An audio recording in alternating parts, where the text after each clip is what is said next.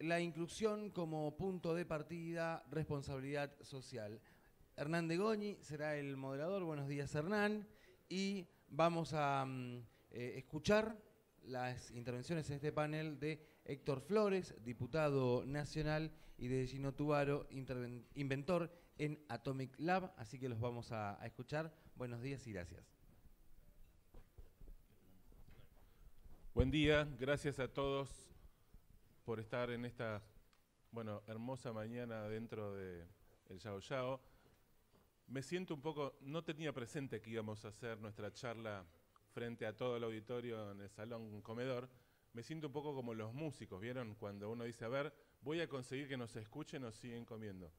Yo les garantizo que no va a ser por mí, sino gracias a ellos, que lo que van a escuchar y ver va a tener un interés, como por lo menos para que las tazas se muevan menos de lo que uno imaginaría para un desayuno tan lindo. Gino Tubaro y Héctor Toti Flores, a quien vamos a llamar Toti porque creo que Héctor, excepto tu mamá, no sé si alguien más, pero Toti es para todos así. Son dos personas que tienen una trayectoria distinta, vienen de lugares distintos, pero tienen un punto en común y es algo que lo que buscamos como mensaje para que se lleven hoy. Cuando hablamos de inclusión social y de responsabilidad social empresaria, muchas veces son palabras que, a menos que los bajemos a una realidad y a un proyecto, nos quedan como un poco, como un título. Y hoy la idea es que veamos cómo dos emprendimientos de carácter distinto, pero de alguna manera exitosos ambos, puedan clonarse de alguna manera e inspirar también a ustedes dentro de sus compañías, a decir, bueno, algo de lo que esos hacen se puede imitar, se puede empujar, se puede desplegar, se puede desarrollar. Gino, creo que como todos a lo mejor lo recuerdan, es una persona que yo lo defino, su vida tiene como un antes y después de Obama, ¿no? En Estados Unidos es más común porque, pasa un presidente y uno recuerda esas cosas. Gino no es una persona común y corriente, él se define a sí mismo como inventor, y uno dice, ¿y cómo criamos un inventor? No hay una escuela, pero él se hizo una escuela y nos la va a contar. Toti tiene un antes y un después que es el 2001. Lamentablemente para la Argentina, Toti tenía una vida, un trabajo, pero una crisis como la del 2001 lo llevó, y esa es un poco su fortaleza, a generar un emprendimiento que hoy por hoy es, diría, uno de los más reconocidos dentro de lo que es los emprendimientos sociales, la cooperativa La Juanita. Con lo cual le vamos a pedir a Toti después, vamos a hablar sobre La Juanita, sobre cómo empezó, cómo se desarrolló, quiénes son hoy sus apoyos, por decirlo así, porque esto es un esfuerzo que tiene también, afortunadamente para nosotros, alguien que lo está sosteniendo y ayudando a sostenerlo y ayudando a crecer, que es lo más importante. Pero vamos a empezar con Gino. Gino tiene un pequeño PowerPoint que vamos a ver.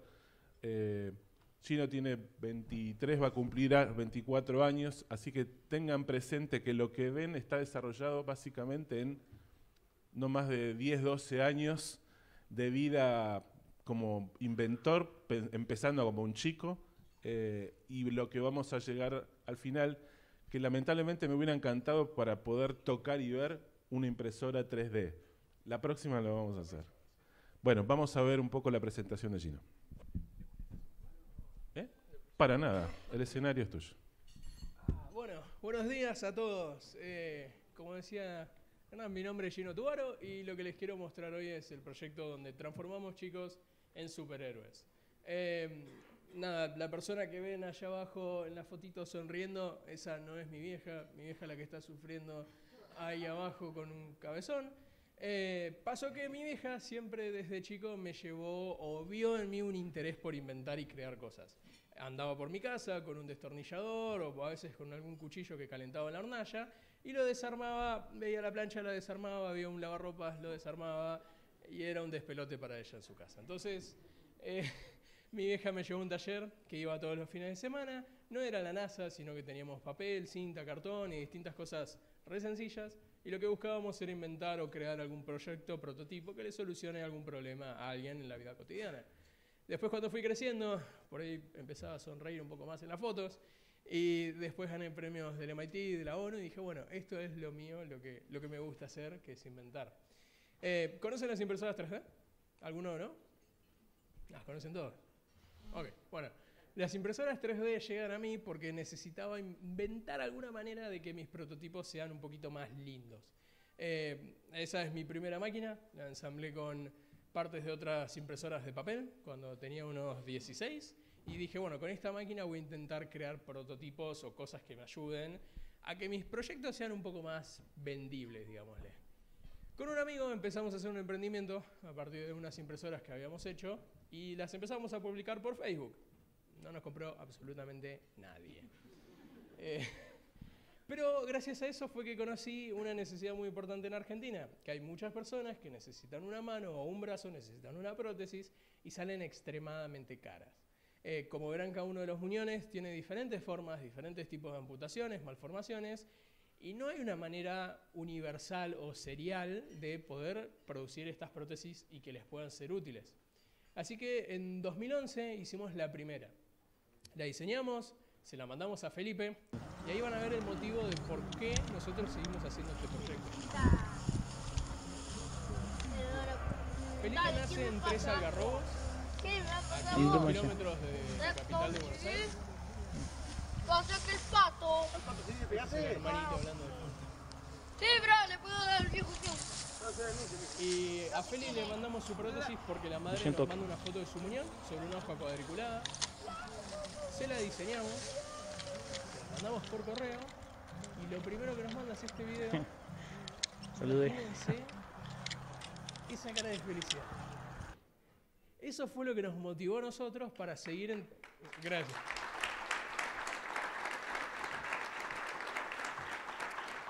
Eso fue lo que nos motivó a seguir entregando más y más y más prótesis.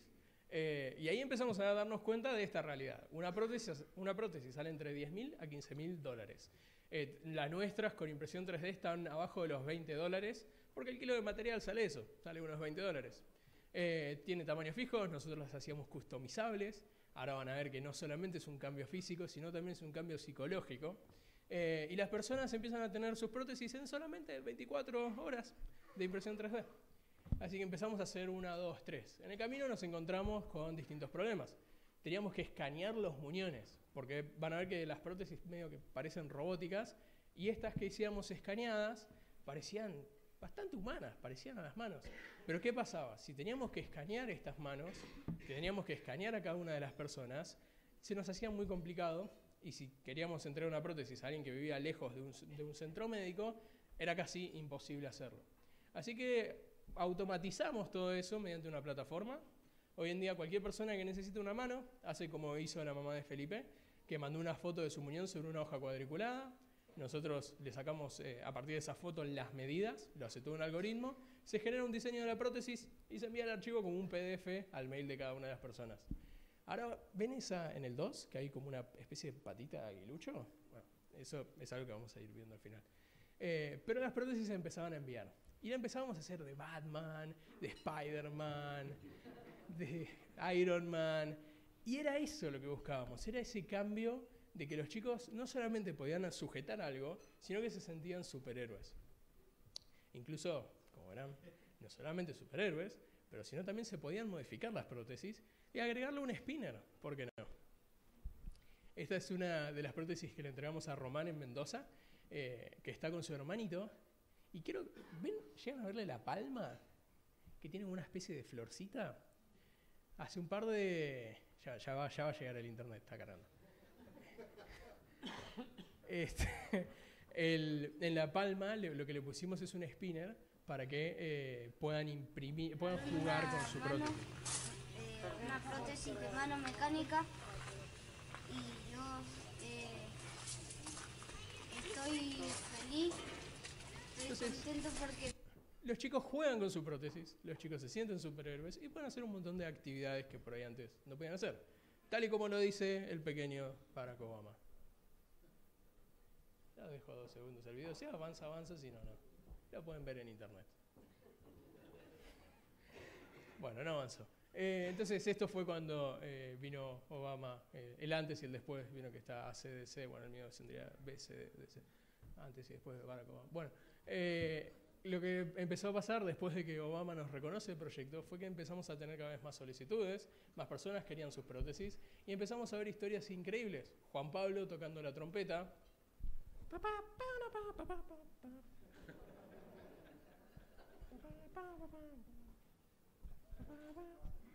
Ya va a salir.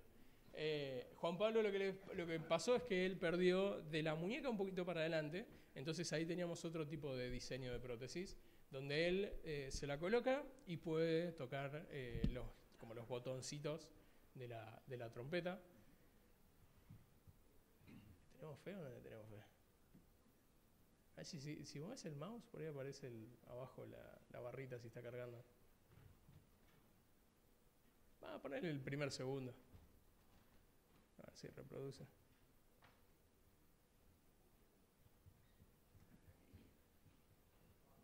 No, bueno.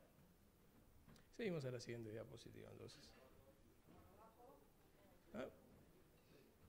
Bueno, después le entregamos a más personas prótesis. Esta es Isamara, que sujetaba un turrón del medio del aire.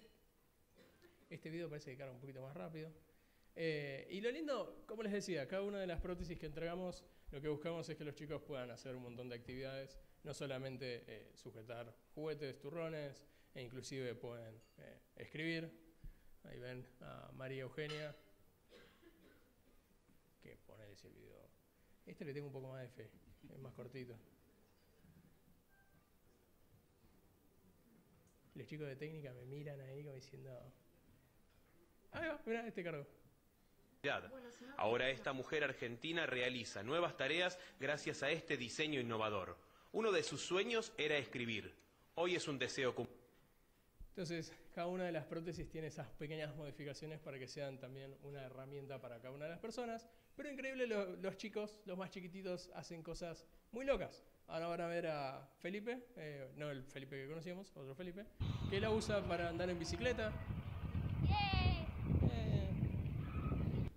O que la usan para saltar la cuerda. ¿Alguno salta la cuerda acá? ¿Ya? ¿Acá? ¿Por acá? Muy bien. Miren lo que hace Felipe. Y la cruza. Dale, cruzá las manos. Tengo miedo que me salga. Esos son todos videos que nos mandan las familias.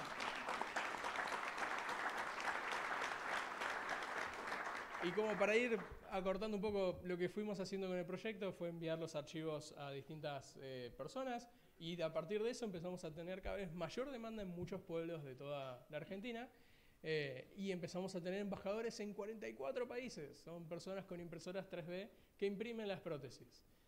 Nos pasó que en las escuelas también los chicos que tienen una impresora 3D les enviamos los archivos y los chicos aprenden impresión 3D, aprenden programación, descargan los archivitos para poder hacer la prótesis para alguno de sus compañeritos en la escuela.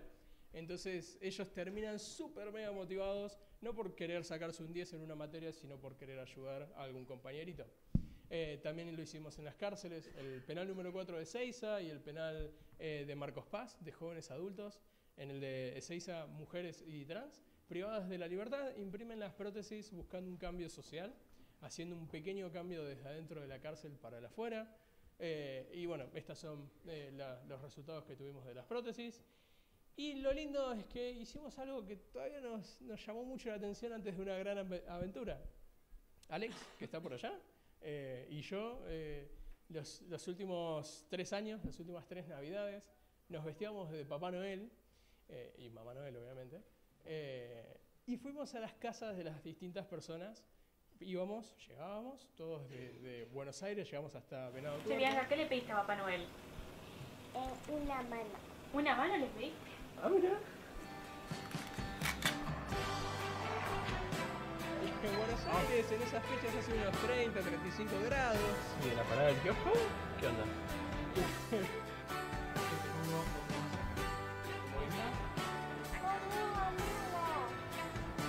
¿Así? Se cierra. ¿Abajo? ¿Para abajo, para abajo, para abajo? Trabajo con tensores, ¿no?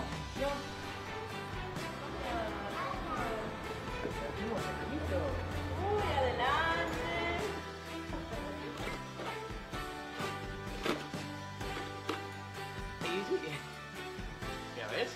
cierra. Vamos a poner este otro para acá.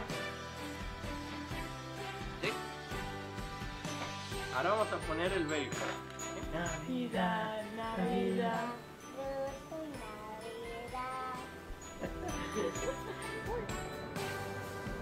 Y en el caso de Bianca era una de las historias, de las más de 60 historias, de personas que fuimos a visitarlos en las fechas de Navidad. Y resulta que para la Navidad a veces llevamos a Sagrado Tuerto, hasta alguna que otra casas lejos de Buenos Aires, 200, 300 kilómetros. Nos quedábamos cortos, porque había mucha gente que necesitaba una prótesis y teníamos que ir a las casas de ellos. Y ahí fue donde se nos ocurrió un poquito más lejos, ¿por qué no llegar a todas las provincias de Buenos Aires? Ahí Bianca, feliz. Y ahí, no, bueno, esta foto no tendría que estar acá. Y ahí fue que se nos ocurrió el Argentina Tom. Era hacer un viaje por todo el país, literalmente fue lo que hicimos. Arrancó de un tweet, no sé si hay alguna persona, alguna automotriz acá, pero gracias a este tweet muchas de nuestros seguidores arrobaban a las automotrices. Había veces que nos decían, che, me están arrobando mucho, me tienen por el piso. Así que gracias a esas personas fue como que llegamos a contactar, gracias al poder de la comunidad. ¿Y qué hicimos? Armamos una Ranger, le pusimos en la parte de atrás, en el techo, 3 paneles solares. Al principio Ford no nos dijeron que nos iba a dar la camioneta, pero igual hicimos los agujeros en el techo. Y le pusimos los paneles solares en el techo, pusimos una impresora 3D atrás, flotando, y si llegamos a hacer algo con alguna de las empresas que están acá, perdón si pasa estas cosas, le pusimos la impresora 3D solar atrás, y armamos una manoneta, que era una camioneta que imprimía manos en el camino, que utilizaba una impresora 3D solar para ir casa por casa. Hicimos 25.000 kilómetros por toda la Argentina y entregábamos prótesis, entregamos unas 102, 103 prótesis de puerta en puerta. Íbamos de provincia a provincia imprimiendo cada una de las manos y ahí van a ver a Coca, a Abril. Bueno, a Abril cuando fuimos a la escuela, uno de los nenitos de la clase, a mí me dice el señor grande, me decía, señor grande, ¿me acompaña a la escuela? Sí, ¿cómo no? Y en el fondo de la escuela, cuando ella llega, le empieza a mostrar ahí la mano de sus compañeritos, se escucha de fondo, ¡profe, yo quiero una prótesis también! El chico tenía las 2 manos. Fuerte. Luciano, el hermanito, se ponía una media, por ejemplo, en la mano para jugar con él. Dafne, que es guardabosques, por acá cerca. Raúl, que le entregamos en Entre Ríos, seguí, su prótesis. Ahora ven que hay un espectro enorme desde chiquitos, adultos que reciben sus prótesis. Y bueno, no voy a saltear el video, pero era el resumen de lo que habíamos hecho.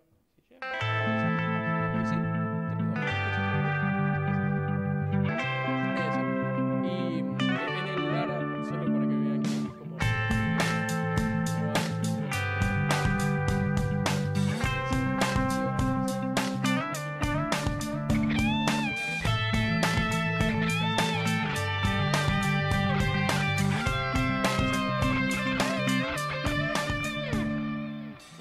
Hicimos eso, para el futuro tenemos un par de cosas más de reciclados de materiales, vamos a utilizar las impresoras 3D solares para llegar a comunidades a imprimir distintas cosas de salud, entre otros, y para ir cerrando, ¿se acuerdan que les dije de un aguilucho? Bueno, esto es lo lindo que nos deja la tecnología cuando la queremos aplicar a personas o animales que lo necesitan. Este es un aguilucho con una patita 3D.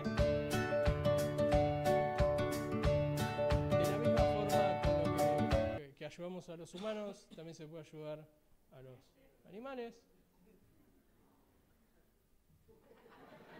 Y si esa sonrisa o esa alegría les puede dejar ver a este perrito con una patita, con una manita impresa en 3D, imagínense lo que puede ser transformar a una persona en un superhéroe o transformar a un chico en un superhéroe. Así que ese era mi mensaje, parte del proyecto de lo que les quería contar y lo que hacemos en Atomic Lab. Gracias.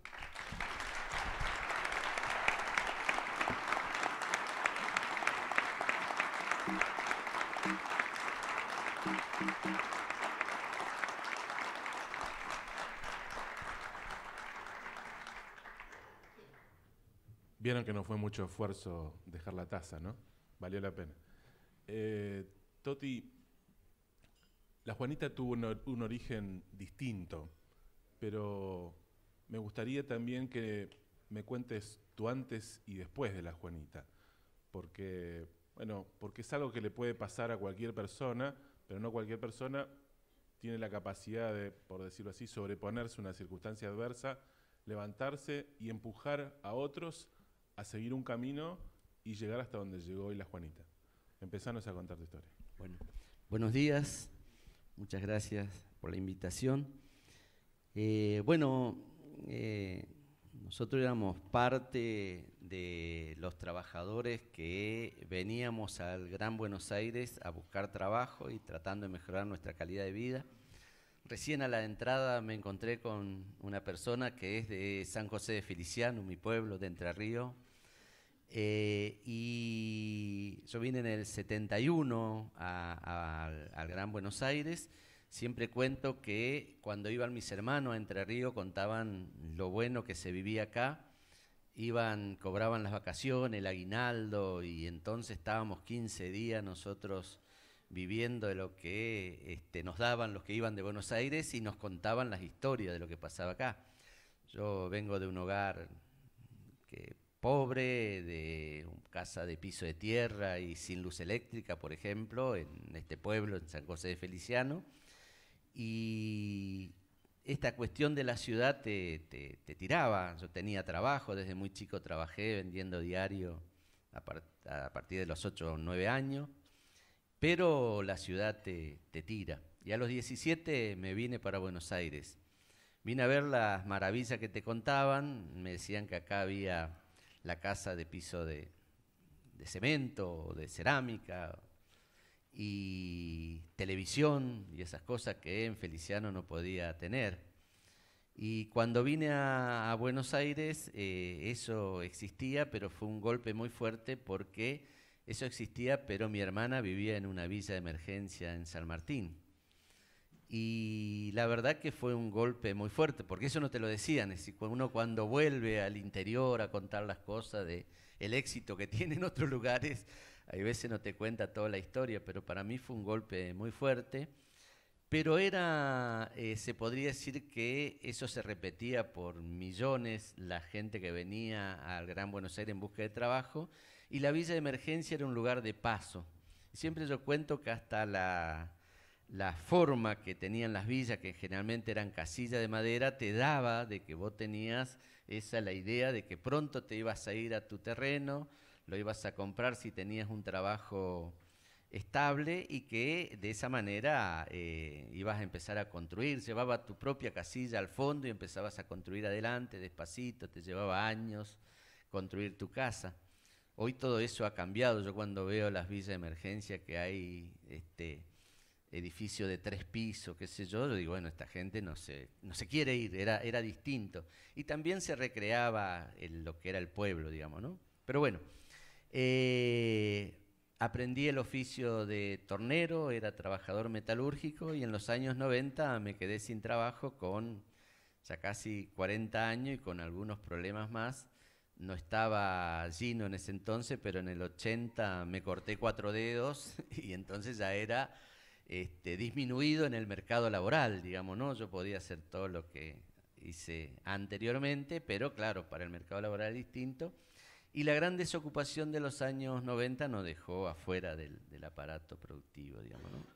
En el año 97 la respuesta del Estado a la desocupación fueron los planes sociales, los planes trabajar, como se conocían entonces.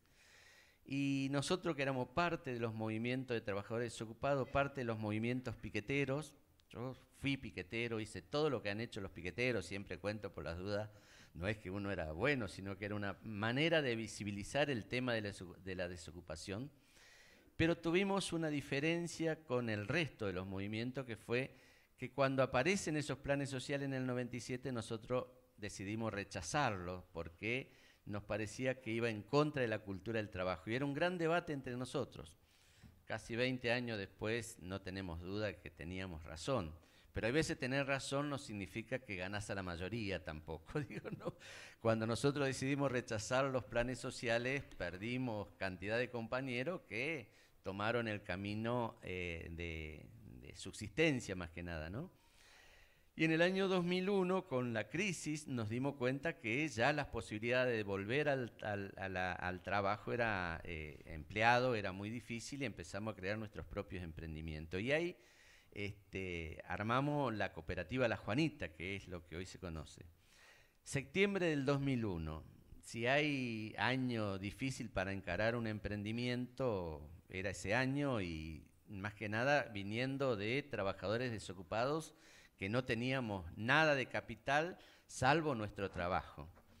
Sí habíamos aprendido en la vida sindical y todas esas cosas que muchos compañeros tenían experiencia, es que el capital es trabajo acumulado. Eso sí teníamos claro. Entonces decía, hay que trabajar mucho para tener capital. Es decir, no, eso lo sabíamos. Pero claro, partir de la nada era partir de armar una cooperativa que también era rara, digamos, ¿no? Porque lo más lógico sería una cooperativa de trabajo. Nosotros armamos una cooperativa de provisión de servicios educacionales, asistenciales y comunitarias. ¿Y por qué esta cooperativa con ese objeto social? Porque creíamos que las dos herramientas seguían siendo vigentes para lograr tener una vida más o menos estable y ordenada a los trabajadores, que eran sostener el trabajo como valor. Ya cuando quedamos desocupados empezamos a ver que no era solamente una mercancía que nosotros alquilábamos por un salario, nuestra fuerza de trabajo, sino que tenía un valor propio, porque cuando lo perdés, te das cuenta, nosotros habíamos perdido nuestra identidad.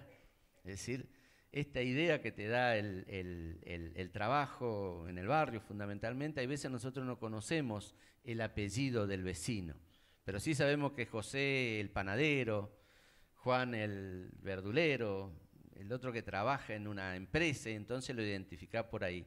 Cuando quedás desocupado perdés todo eso, así que había que empezar a recomponerlo desde ahí. Y la otra gran herramienta era la educación que nosotros teníamos probado, que la pobreza era un estado que no era constitutivo de ningún ser humano, es decir, uno podía estar pobre, pero que también con esfuerzo, con trabajo, podía ser de clase media o inclusive ser alguien exitoso empresario, como teníamos en la Argentina, gente que venía del exterior y que de pronto con sus conocimientos podía empezar a construir su empresa, y así se fue generando esta Argentina de mi hijo el doctor. Eso lo teníamos muy presente. Pero en el 2001 fue muy difícil, no me voy a detener en eso porque el 2001 tiene un impacto muy fuerte en todos nosotros. Pero empezamos con esos emprendimientos de subsistencia, una panadería artesanal con hornos de barro y palito de escoba como sobadora y fuentón como amasadora. Uno cuando queda en esa situación hay veces trata de convencerse de lo que está haciendo es correcto, porque lo que te dicen de que no se puede te agobia, digamos, ¿no? Decir, no, pero ustedes qué van a hacer acá, tienen que buscar otra cosa, los planes sociales era la salida, y nosotros sosteníamos ahí y habíamos dicho, lo más importante es el trabajo humano, por lo tanto nuestra panadería vamos a probar que se puede sostener. Vendíamos, no sé, alrededor de 60 kilos de pan por día en el barrio y 60 docenas de medialuna y bolitas de frailes y qué sé yo, para sostener 2 o 3 familias, digamos, ¿no? Y la verdad que esa idea de que no se puede, nosotros lo queríamos sostener diciendo, bueno, pero lo más importante es el trabajo humano. Cuando nos decían, pero esto van a seguir así, con horno de barro, y así, lo más importante es el trabajo humano. Hasta que 2 o 3 años después, allá por el 2004, una donación de la Embajada de Canadá, pudimos comprar máquinas muy modernas para la panadería, y se acabó eso del trabajo humano. Qué lindas son las máquinas, decíamos ahí, ¿no? Uno a veces inventa cosas, digamos, para sostenerse. Y así que bueno, pero en el 2002, 2003, ya cuando la economía estaba bastante estabilizada, pero también podríamos decir que nuestra idea y nuestro nuestra batalla en contra de los planes sociales, que lo veíamos como un paliativo para la crisis, fue muy duro porque en el 2002, con la emergencia social, aparecen los plan jefa y jefa y ya ahí se cuentan por millones. Y nosotros decíamos, bueno, cada vez quedábamos menos, así que nuestra cooperativa con 20 compañeros fundamos eso y empezamos a desarrollarlo. En el 2003-2004 aparece Poder Ciudadano, una ONG que nos iba a capacitar en construcción de ciudadanía. Nos daba todas las herramientas, qué sé yo, nosotros aprendíamos. Estábamos desocupados, nosotros éramos de meternos a debatir, a conversar. Y Poder Ciudadano en un momento dice, bueno, le damos todas las herramientas para insertarse en la sociedad, pero si ustedes no tienen trabajo, como ciudadanos están mutilados, porque no pueden ejercer plena su ciudadanía. Y nos propuso algo que era reinsertarnos a la sociedad. Y hubo un gran debate entre nosotros también, y la idea de Poder Ciudadano era presentarnos a empresarios que nos ayudaran en nuestros emprendimientos productivos.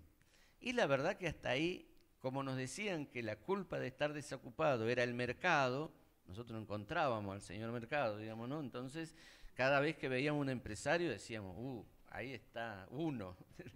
Era muy difícil reintegrarnos. Tuvimos que trabajar mucho entre nosotros, ver la importancia que tenía algunas cosas, y empezamos a desandar también un camino más ideologizado desde el punto de vista de los sectores sociales, de las clases, qué sé yo, para empezar a construir una idea que era la idea de integración social. Y esta idea de integración social iba contracultura de lo que nos decían que nosotros habíamos sido excluidos y por lo tanto teníamos que incluirnos en la sociedad. Y nosotros decimos, pero si fuimos excluidos por alguna razón y de pronto tenemos que incluirnos en el mismo mundo que nos expulsó, cualquier crisis nos deja fuera de nuevo. Por lo tanto, teníamos que integrarnos desde un lugar distinto, es decir, empezar a transitar un camino distinto. Alguien nos había acercado una encíclica de Juan XXIII, el Papa Integrador, y nosotros, como somos muy audaces, le dimos una vuelta, digamos, ¿no? El Papa había planteado en esa encíclica la necesidad de integrarse de arriba hacia abajo por los prejuicios y toda esa historia, ¿no?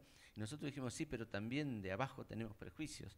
Entonces empezamos a transitar un camino. Fuimos a ver a varios empresarios, entre ellos una persona excepcional, Martín Churba, que nos enseñó todo lo que era el mundo del diseño. Nosotros teníamos 6 máquinas que 6 mujeres estaban aprendiendo a coser, y la verdad que Churba nos abrió un camino increíble y que tuvo mucha repercusión mediática, porque aparecía como raro que se juntara un diseñador top que tenía su negocio en Posada y Rodríguez Peña con un grupo de piqueteros de La Matanza, de La Ferrere más precisamente, ¿no?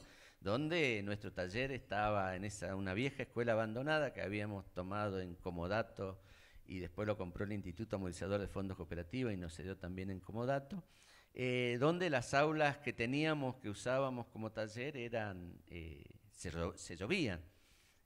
Así que, y tuvo mucha repercusión, y el programa se llamó Pongamos el Trabajo de Moda y fue presentado en Buenos Aires Fashion, y empezamos a fabricar guardapolvos, digamos. Pero los prejuicios existen. Lo peor que hay para hacer estos emprendimientos son los prejuicios. Siempre nos decían, bueno, Churba nos pagaba la confección de guardapolvo 10 veces más de lo que pagaba Casa Quintás, por ejemplo, que era la empresa que un poco marcaba el rumbo del mercado de la confección de guardapolvo.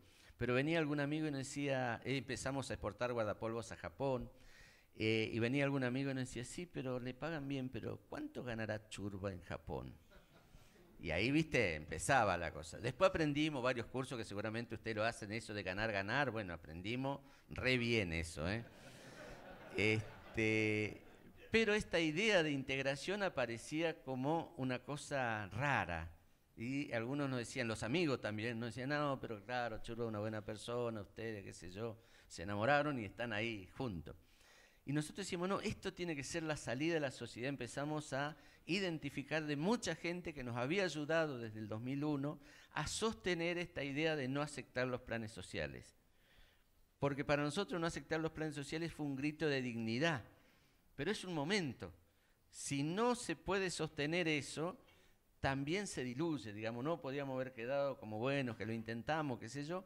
Y nosotros ahí sacamos la conclusión que la dignidad se sostiene con otros y que tiene que sostenerse con otros diferentes y que se prueba cuando uno está en la lona, pero también se prueba cuando tiene poder y no somete al otro a las mismas condiciones que nos sometían a nosotros.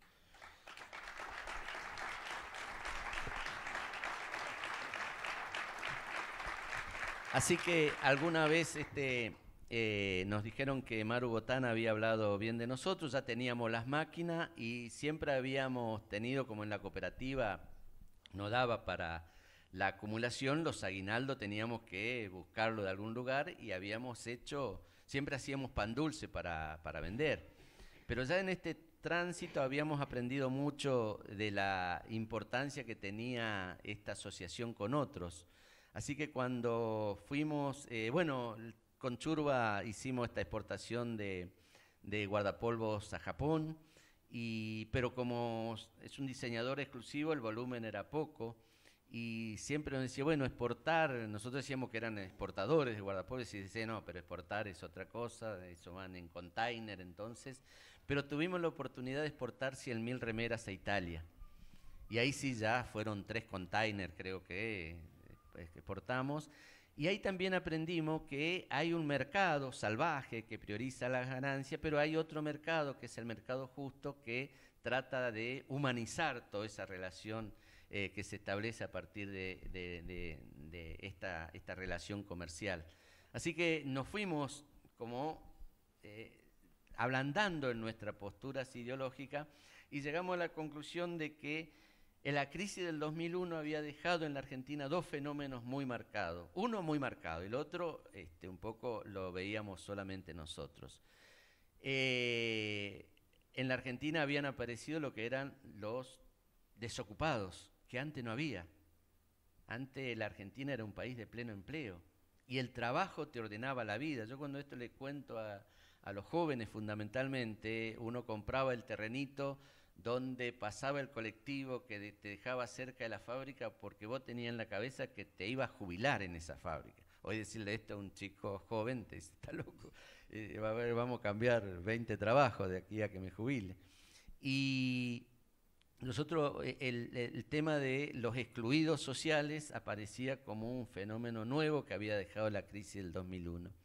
Pero nosotros también, por esta relación que teníamos con distintos sectores, sin prejuicio, y que habíamos hecho esta experiencia, llegamos a la conclusión de que había dejado otro fenómeno que no se detecta mucho, que le llamamos, por ponerle una categoría para identificarlo, los excluidos morales, que eran aquellas personas que le iba bien en la vida, que hacían negocio, que no tenían problemas, que eran artistas, como el caso de Churba, que le iba bien, pero que no querían vivir en una Argentina donde hubiera gente deambulando por las calles pidiendo comida. Dijimos, esos son los excluidos morales que nosotros tenemos que asociarnos para proponer esta política de integración. Así que salimos a buscarlo. Así que cuando Maru Botana habla bien de nosotros, dijimos, bueno, vamos a ir. Fuimos y le contamos que teníamos estas máquinas, que yo voy a cortar porque si no lo voy a hacer demasiado largo.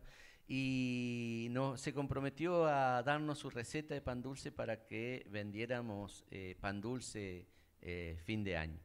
Y nosotros habíamos aprendido también que la transferencia de ingreso, como se dice, lo podíamos hacer voluntariamente vendiendo nuestro pan dulce con el packaging de Martín Churba. Ya para esta etapa habíamos aprendido, digamos, ¿no? De no saber que la boleta que nos daba el corralón que decía presupuesto nos servía para el contador, pues nunca lo habíamos tenido, a saber que el packaging con una cintita que decía Martín Churba le poníamos 10 pesos más, digamos, ¿no? El valor del pan dulce. Todo eso habíamos aprendido, así que hicimos un pan dulce para vender a los sectores empresariales como regalo empresarial y el mismo pan dulce venderlo a precio de costo de los insumos en el barrio para que nuestros vecinos pudieran también saborear ese pan dulce que de otra manera no lo podrían hacer. Toti. Sí. Déjame ver, ¿alguien probó el pan dulce de la Juanita? Que levante la mano si alguno lo probó. Pocos. Te digo que yo que lo he probado, hay muchos clientes acá para saber porque bien, no es un pan dulce cualquiera, ¿no? Tiene la marca de Maru que lo hace muy rico y este sabor que le da la Juanita, que no es un sabor para despreciar.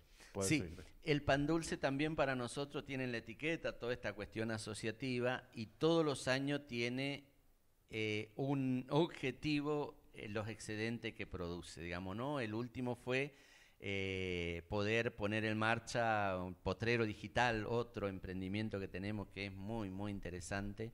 Pero bueno, termino con lo de los pan dulce. De ese horno de barro, el último año asociado con otros sectores de la sociedad, vendimos 25.000 kilos de pan dulce y el excedente nos permitió construir un espacio para desarrollar otro emprendimiento que, asociado también con Campanella, que él le llamó Potrero Digital, es la enseñanza en todo lo que tiene que ver con oficios digitales. ¿Por qué pudimos vender 25.000 kilos de pan dulce? Producido también en La Juanita, digamos, ¿no? En ese lugar del barrio La Juanita y de La Ferrere, porque hace 7 años u 8, en este lugar, en otro salón, también me habían invitado a contar el proyecto de La Juanita y conocí al presidente del Banco Santander, Enrique Cristofani, que nosotros habíamos pedido si había alguna empresa que pudiera poner cajeros automáticos en los barrios, porque se había universalizado la asignación por hijo, pero no teníamos cajero donde ir a sacar el dinero y había que hacer cola desde las 4 de la mañana, hacia las 11 de la mañana se terminaba el dinero. Hay veces los vecinos ahondaban el problema rompiendo el cajero, digamos. Desde el 2001 nosotros estamos acostumbrados a romper cajeros, digo, somos piqueteros, no, digo, para que... Entonces Enrique Cristofani, la verdad que a él también lo consideramos un excluido moral, y era el presidente del banco privado más importante de la Argentina. Empezamos a trabajar mucho tiempo viendo la posibilidad de un cajero y al final terminan abriendo una sucursal de inclusión financiera ahí en el banco, una sucursal del Banco Santander. Entrar a La Juanita de la ruta, 8 cuadras para adentro, y ver los escaparates del Banco Santander es impresionante. Nosotros a todos los que nos visitan los llevamos por ahí, digamos, ¿no? Para decir, no, ¿ustedes tienen banco en su barrio? Le preguntamos a algunos, digamos, ¿no? Aunque vivan en San Isidro, digo, ¿no? Pero, y eso demuestra de que se puede. El banco ha desarrollado toda la propuesta que pueden hacer en los barrios, y eso es replicable. Creo que ya hay 5 o 6 sucursales de este tipo y se van a abrir muchos más.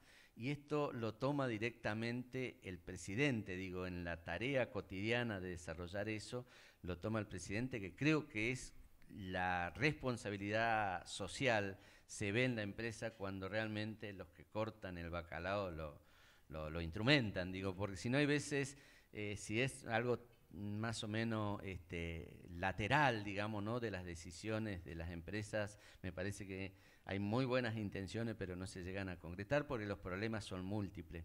La avenida de la sucursal del Banco Santander, no sé bien los datos a cuántos vecinos afecta, pero nos afectó a nosotros porque eso generó un foco de desarrollo de los comercios, se formalizaron los que estaban en negro para poder tener el POSNE. Y también, como vienen de otros barrios, de pronto empezó a ser un centro comercial importante. La calle de entrada, que se llama Da Vinci, digamos, no a La Juanita, esas 8 cuadras se han desarrollado comercio de todo tipo. Y es muy común, al lado del banco hay un kiosco donde la gente que viene a hacer cola para cobrar va y paga el pancho con la tarjeta, digo. Entonces es muy loco estas cosas. Pero lo más interesante es que también a partir de la llegada del banco nosotros podemos desarrollar un emprendimiento que es un call center. A partir de esa relación, que hoy tiene 32 personas trabajando, y acá tuvimos algunos debates con la gente del banco que capacitaba a la gente y nos proponía quién eran los mejores para ser tomado para el call center, que nosotros no sabíamos de eso. Y las primeras veces fueron un poco complicadas porque nosotros, en nuestra cooperativa, la operatoria la tenemos nosotros. Nos asociamos con otro, pero la operatoria la tenemos nosotros, porque si no sería fraude laboral, digamos, ¿no? Si uno se asocia de pronto con uno y lo manejan, estamos en el horno, eso nosotros no queremos porque nuestra cooperativa es auténtica.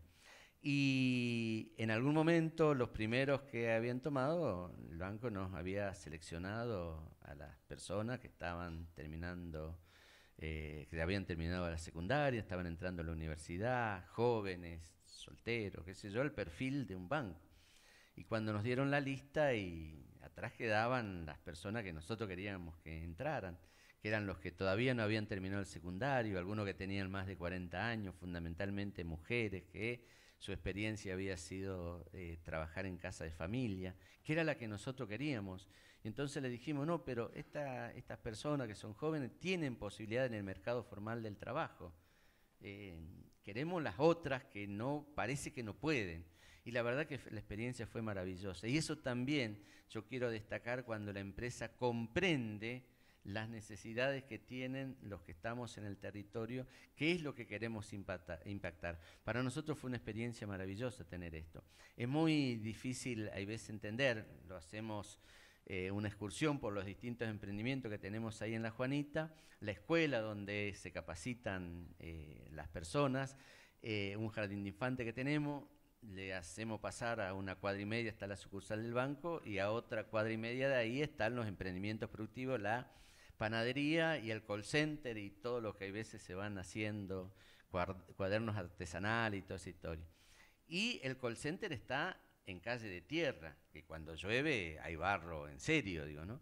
Y de pronto la gente entra y dice, pero acá funciona. Y sí, y es un call center, con todo, ¿no? Y para la gente que trabaja en el call center es ascenso social y ya no importa cuánto ganan. Importa que su hijo lo vea trabajando con los auriculares, una señora, qué sé yo, que hasta hace poco trabajaba en el servicio doméstico, que para nosotros no es una indignidad, pero sí la idea de ascenso social. Así que bueno, estos son los emprendimientos, nosotros tenemos enorme confianza en que las cosas pueden cambiarse. Estos últimos años nosotros hemos recibido alrededor de 3.000 personas que vienen a capacitarse en el año en distintos módulos y en distintos oficios, desde uñas esculpidas hasta herrería, digamos, no lo tradicional. Y lo más interesante que hoy tenemos es esta idea que Juan Campanella nos abrió un camino de los oficios digitales, porque entonces se instalan estos jóvenes fundamentalmente que tienen gran habilidad con todo lo que tiene que ver con la tecnología a partir del manejo del celular, que no han terminado el secundario, que están en la esquina muchos de ellos, pero que se puede canalizar por ahí. 2 o 3 cosas para concluir. La primera es que todo lo que hicimos en La Juanita lo hicimos de manera asociativa, pero asociativa con otros diferentes. Yo siempre digo, si uno trae el problema de la pobreza, lo lleva a una asamblea, a una reunión en la villa, lo único que tenemos como conclusión es salir a cortar la ruta y el problema de la pobreza no lo solucionamos. Ahora, si uno trae los problemas a lugares donde se pueden resolver, la cosa cambia. Seguramente entre todos vamos a encontrar alguna cosa que hace que podamos empezar a resolver los problemas, como hace 7 años pasó acá con Enrique Cristofani, y así nosotros tenemos experiencia, muchas de que van a nuestra cooperativa con propuestas y hay veces tenemos la impotencia de no tener la cantidad suficiente de personas como para poder hacer algunos emprendimientos que nos proponen. Hay muchas propuestas para hacerlo. ¿Cuál es el otro elemento que nos parece central para decirlo? Establecemos nosotros relaciones de confianza en el otro diferente. No importa que no piense igual que nosotros, pero hay confianza en que tiene buenas intenciones. Y por supuesto en ese camino de buenas intenciones hay alguno que no lo tiene, pero rápidamente al estar en un espacio donde eso es lo que predomina, nos damos cuenta rápido y ellos también se dan cuenta rápido si nosotros no tenemos buenas intenciones. Y eso me parece que es lo que tenemos que generar también en el país. Esta idea de confianza en el otro, confianza en el diferente, confianza en que la diversidad no es un problema, sino al contrario, desde ahí se potencia. La última conclusión que quería decirle es que lo peor que sería que los sectores que tienen un buen pasar, que no tienen problemas económicos, vean al pobre como pobre y no como semejante. Porque la pobreza es un estado momentáneo en algunos casos, permanente en otros, pero que se puede salir. Lo que más nosotros planteamos es que se puede salir de la pobreza. Y este es el último concepto que quería dejarlo, y se puede salir de la pobreza con la ayuda de otras personas parecidas como personas a nosotros. El caso de Martín Churba, una vez estaba en una charla en una universidad donde tenían la carrera de diseño y los jóvenes ahí veían a Martín Churba como un dios. Y una chica me pregunta, ¿pero cómo conoció a Martín Churba? Y le digo lo mismo que le conté a ustedes. Me dice, no, pero ¿cómo pudiste hablar con Martín Churba? Y yo le digo, porque no tenía ni idea de quién era Martín Churba, era una persona igual que nosotros, digamos, ¿no? Y eso es lo que facilita, digamos, ¿no?, estas relaciones tan distintas. Y lo otro que probamos es que se puede salir de la pobreza sin el Estado paternalista. Y yo creo que esto es el elemento más importante que tenemos como experiencia en la Juanita.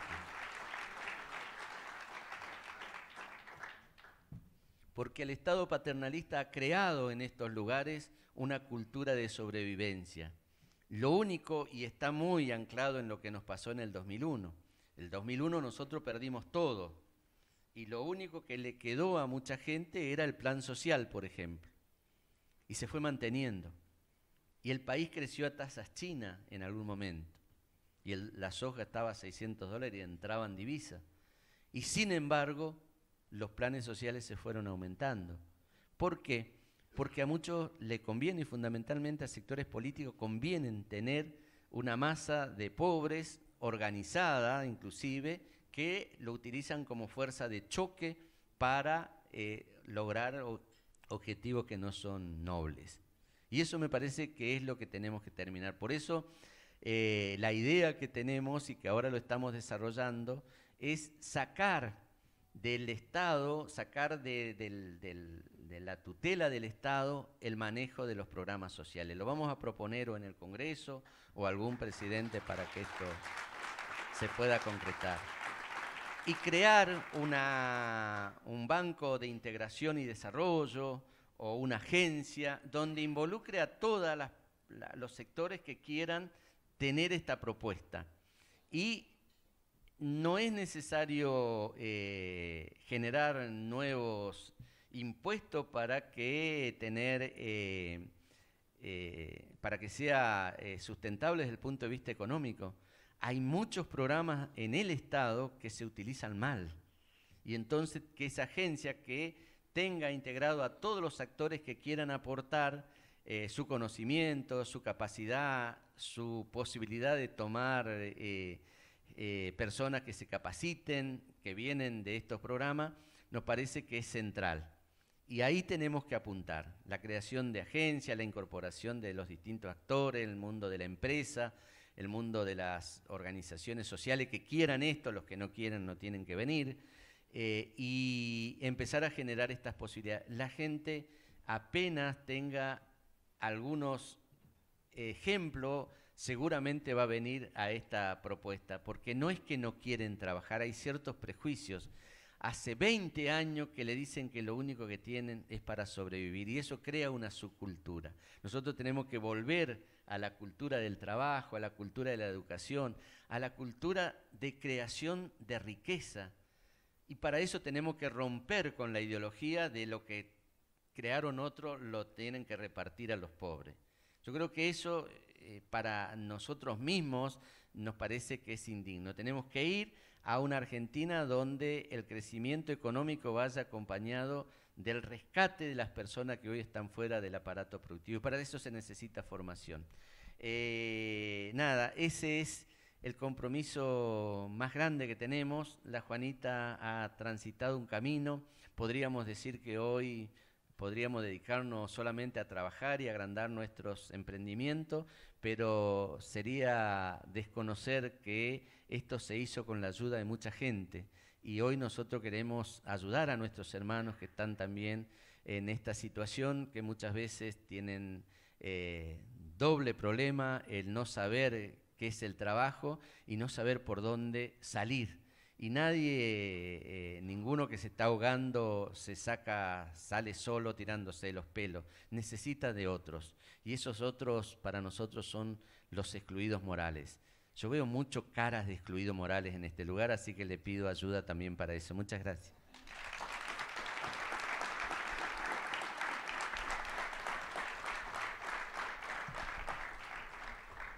Gracias, Toti. ¿Sabés qué es algo de lo que más me impactó de todo lo que dijiste? Que tu primer envión te lo dio la Embajada de Canadá. Suena fuerte, ¿no? Que uno diga, bueno, miren hasta dónde llegó la Juanita, miren el apoyo que tuvo, miren lo que hoy son más de una empresa, digamos, no solamente el Santander, que afortunadamente también apoyan a la Juanita, y decir que el envión fuerte para que tuvieran los hornos con los que después vino Maru Botana y con los que después crecieron lo dio una embajada, un país extranjero que mira estas cosas fuera de su propia frontera, es fuerte. Digo porque nosotros estábamos acá mientras la Embajada de Canadá o Canadá hacía esas cosas. Y lo segundo que me pasa es que después de escuchar la experiencia de Gino, uno diría, Gino, ¿no podemos hacer una impresora donde clonemos Tuaros y Juanitas? ¿Se podría? ¿No? ¿Es un desafío demasiado fuerte para vos, te parece? Dale un par de años y capaz que alguno puede hacer. O sea, hoy en día se imprimen órganos, se imprimen tejidos, se imprimen un montón de partes del cuerpo. Se imprimen casas, como también se imprimen armas. Entonces depende también en un futuro qué podamos hacer con la tecnología y cuán responsables seamos nosotros en el uso de la misma. Atomic Lab es un emprendimiento, pero hacer las prótesis cuesta, digamos. Ustedes tienen una acción que es una acción solidaria, donde las entregan gratuita a todos aquellos que se los piden. Es un montón de gente, sigue creciendo.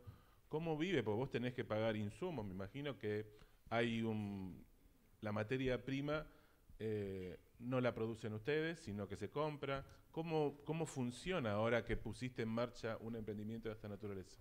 Bueno, por un lado tenemos como una organización sin fines de lucros, contamos con donaciones de distintas empresas y otros. Creo que por acá están los chicos de Allianz. Hace unas semanas atrás hicimos unos maratones, que son maratones de entregas de prótesis.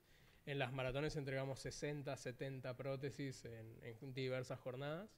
Hicimos eso con ellos, o con Disney hicimos las prótesis basadas en los Avengers, que son los superhéroes de la marca de ellos. Y de esa manera fue que fuimos consiguiendo ingresos para poder financiarnos durante estos años. La primera vez que nosotros conseguimos para comprar impresoras, materiales, pagar alguno que otros sueldos y hacer los papeles, fue porque History Channel nos dio un premio para poder bancar todo esto. Y de ahí fue que fuimos creciendo, fuimos haciendo diversas cosas y ahora en un futuro sí apuntamos a que como hoy ya tenemos las herramientas, tenemos la gente, tenemos el equipo bien armado, a hacer diversos proyectos que sí generen una forma de sustentarse económicamente en diversas etapas y obviamente seguir ayudando a la gente que obtenga sus cosas de forma gratuita. La prótesis fue con lo que empezaron. Y después, ¿cómo te imaginas de acá a 5 años? ¿Haciendo otras cosas? Vos sos un inventor, te definís así. Complicado para nosotros es decir a 5 años, porque venimos con medio con los vaivenes. No, y digo, esas que cosas. uno tratando de ponerte en algún sueño que tengas y decir, bueno, dentro de X plazo yo querría poder estar haciendo esto. Y a corto plazo estamos trabajando en mejorar los diseños de la prótesis con inteligencia artificial. También estamos con esto de que tenemos muchos embajadores anotados, buscamos generar una forma de trabajo para ellos. O sea, con la impresora 3D se pueden imprimir repuestos para autos, se pueden imprimir, a alguien se le rompe una pieza de la casa, se puede imprimir, o sea, se pueden hacer un montón de cosas que teniendo una gran masa de embajadores, nosotros podemos proveerles a ellos el archivo o el diseño, ellos lo imprimen y por la impresión ganan dinero Entonces, apuntamos a un futuro poder generar una plataforma sustentable donde los embajadores puedan tener trabajo. ¿Y la materia prima cómo la consigue? Digamos, si alguien está, por ejemplo, no sé, en San Juan. Bueno, lamentablemente hoy en día se compran los pellets, que son las pelotitas de plástico, se transforma después en un hilo como una tanza, y eso es lo que insume la máquina. Es un insumo que se compra de afuera y se procesa local. Nosotros apuntamos a un futuro poder diseñar una máquina que utilice las botellas, las tapitas como insumo. Entonces nos olvidamos de la parte de comprar materiales, etcétera, para poder utilizar insumo reciclado. Y la idea con eso es armar, también pensándolo como a futuro, pequeñas impresoras 3D solares que se puedan llevar a hospitales, escuelas, refugios, campos de refugiados, etcétera, donde se pueda imprimir ya sea una prótesis, anteojos, por ejemplo, para las personas que lo necesitan, que se puedan imprimir los ganchitos. Pasa que en Haití el 5% de los chicos que se mueren al nacer mueren porque no se le corta el cordón umbilical. Algo tan básico y sencillo como eso pasa porque o la persona no lo sabe, o no tiene los insumos, o no tiene stock del mismo y tiene que esperar a que se lo traigan. Entonces con una impresora 3D se podía generar en el lugar. Llega la persona embarazada, bueno, en media hora tengo un ganchito impreso y el chico se puede salvar.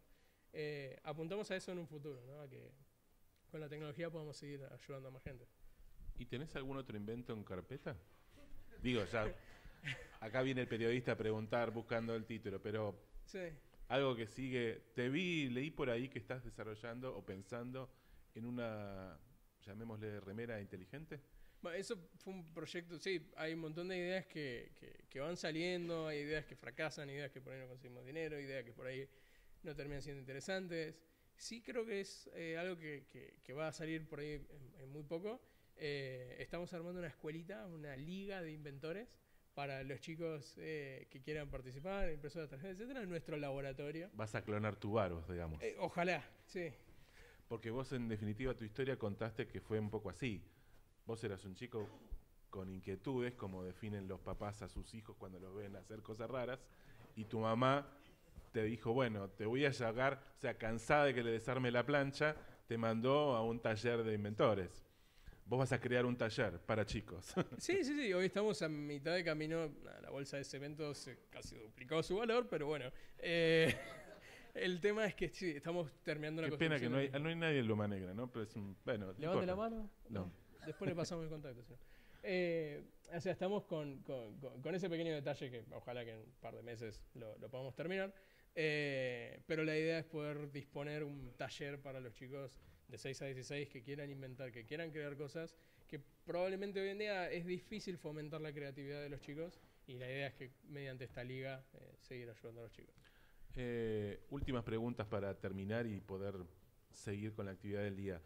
¿Qué fue lo más raro que te propusieron hacer desde que un poco el proyecto de las prótesis 3D tuvo visibilidad y salió un poco a los medios y se multiplicó? O sea, ¿qué es lo que vos decís? Bueno, a ver, alguien te vino con una idea loca que vos dijeras, no, ¿cómo puede ser que imprima? Que se imprima. Estamos yendo a un lado turbio, te aviso. Ok. Que sea legal. ¿Estás seguro de esa pregunta? No, bueno, vos me decís. El que responde sos vos, ¿eh? Creo que Pero te han hecho propuestas, digamos, raras. No, a ver. Orgánicas.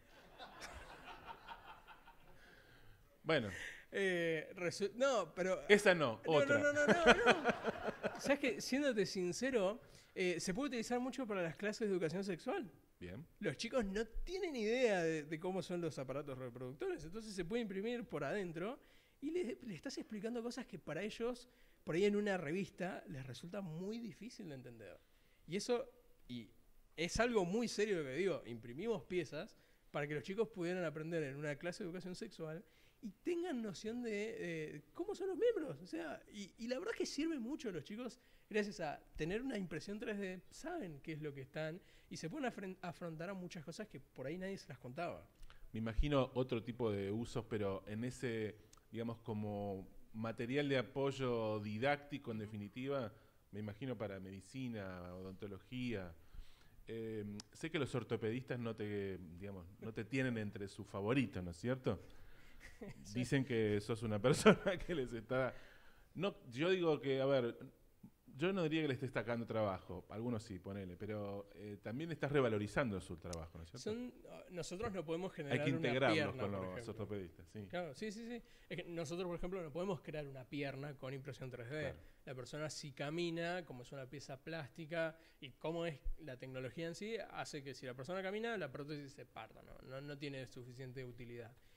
Pero ¿qué pasa? Sí generamos prótesis y el ortopedista puede utilizar nuestras herramientas para mejorar su tarea diaria, por así decirlo, para proveer una solución más rápida, para proveer una solución por menor costo.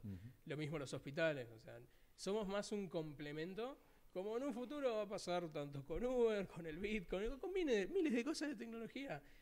Tarde o temprano, de alguna manera, se van a ir incluyendo y trabajando en conjunto, no pisando y destruyendo ni nada apocalíptico, sino yo creo que es una cosa más de complementarse y trabajar en conjunto. La tecnología también es un canal integrador. Toti, una última pregunta para vos. ¿Has podido responder a interés de otros grupos, de otros lugares, ciudades, provincias que quisieran reproducir una experiencia como la de la Juanita? O sea, ¿has podido ayudar a otras cooperativas, por ejemplo, a desarrollar algo parecido en su lugar? Sí, no toda la experiencia, digamos, ¿no?, de no aceptar los planes sociales y nuestro rol con relación al Estado. Hay muchas veces que te vienen y te dicen, bueno, quiero hacer algo parecido a la Juanita en mi barrio, y le decimos, bueno, charlemos, le contamos todo lo que hicimos, y dice, bueno, ¿y tendrás algún contacto en el Estado para que me ayudes? Digo, no, eso no es la Juanita. La Juanita empieza como una cuestión de un proyecto que nace desde las personas, digamos, ¿no? Y después se va construyendo. Lo que más es replicable es esta idea de los potreros digitales, donde ahí entra también el Estado solamente participando, por ejemplo, abriendo canales de los software, de los puntos digitales, por ejemplo, ¿no? Y eso sí es replicable en cualquier lugar, es más, lo estamos haciendo. Y el modelo de la Juanita en cuanto a las posibilidades de que los emprendimientos sean sustentables. Es decir, esta relación de confianza con el otro creo que es lo más importante que nosotros podemos transmitir, y las relaciones y el cuidado de esas relaciones. Hace algunos años me habían invitado a un encuentro en San Pablo sobre la ética del cuidado. Y a mí cuando me invitan voy y a veces no pregunto como ahora qué tengo que decir ni nada. Y ahí había 25 líderes de Latinoamérica, mucho ligado al cuidado del ambiente, el tema de la cosmovisión originaria y esas cosas, gente que trabajaba en el Amazonas. Y yo decía, voy y le pregunto a Benjamín Bosch, pero ¿qué tengo que ver yo con todo esto? Digamos, ¿no? ¿Por qué me invitaron? Y me dice, no, en este nuevo paradigma para la humanidad que es la ética del cuidado, lo que ustedes hacen en la Juanita es impresionante porque cuidan las relaciones entre las personas. Y yo creo que ese es el tema central que nosotros queremos transmitir en cada lugar que vamos. No importa desde qué lugar nos relacionamos, lo importante es que podamos conversar y tener un diálogo para mejorar la calidad de vida de la gente. Así que yo lo veo replicable. Lo que no veo es clonable. ¿Por qué? Porque estos emprendimientos, si alguien lo analiza, es más, muchas veces hemos tenido algunos que vienen a decir, no, este emprendimiento desde el punto de vista racional no es posible, ¿no?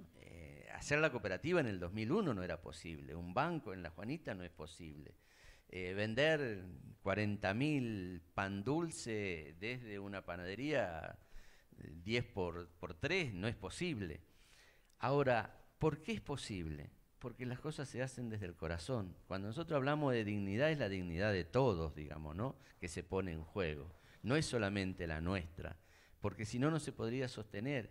Y eso me parece que es el ingrediente no clonable, porque eso se tiene y se pone en juego en cada momento. Así que, pero sí es replicable todo lo que tiene que ver con los cuestión de los servicios digitales, y ahí va un nuevo, también me parece interesante, son los nuevos trabajos que hay que discutir. Hay que discutir Uber, las plataformas, Amazon, qué sé yo, todo, toda esa historia para ver cómo se instala la posibilidad de trabajo. Nuestra gran obsesión es la creación de trabajo. Hay nichos que vamos a desarrollarlo donde se pueden generar trabajo para poder salirse los 400.000 planes sociales que hoy hay en la Argentina. Lo estamos estudiando y vamos a proponerlo a lo mejor en un mes, y creo que ahí terminaría como nuestra misión en la vida, digamos, nos retiraríamos a descansar un poco. Escuchamos, bueno, dos historias de vida. Me parece que las dos tienen muchos puntos en contacto. Básicamente la de personas que se plantean un desafío y que no están esperando que, como decía recién Toti, que las cosas, alguien les diga, mira, esto me parece que no se puede. Yo creo que ayer en el panel, aprovecho que, bueno, hoy están todos en el desayuno, en el panel que me tocó moderar, discutimos sobre los consensos de largo plazo. Un objetivo tan deseable como poder sacar los planes sociales de la vida del Estado y de la vida de la gente que no tiene trabajo. Y una de las cosas que se planteó es que los consensos necesitan generosidad y confianza, porque en general estamos acostumbrados a discutir un consenso diciendo, bueno, estas son mis condiciones para que creemos entre todos un acuerdo. Y la verdad es que a veces uno tiene que empezar por preguntarse qué es lo que necesita el resto y a partir de eso discutirlo. Gino no se preguntó, digamos, que él quería hacer, podría haber hecho clonado, digamos, lámparas, pero quiso hacer prótesis porque vio que era primero que era lo que faltaba. Y Toti también se fijó primero que lo que necesitaban era reponer un trabajo porque eso era lo que les había dado valor en sus vidas, ¿no? Que fue lo que perdieron, y cuando se sintieron mutilados laboralmente dejaron de ser personas. Los dos se preguntaron qué y trabajaron para hacerlo. Creo que hoy hemos tenido una mañana estimulante, enriquecedora.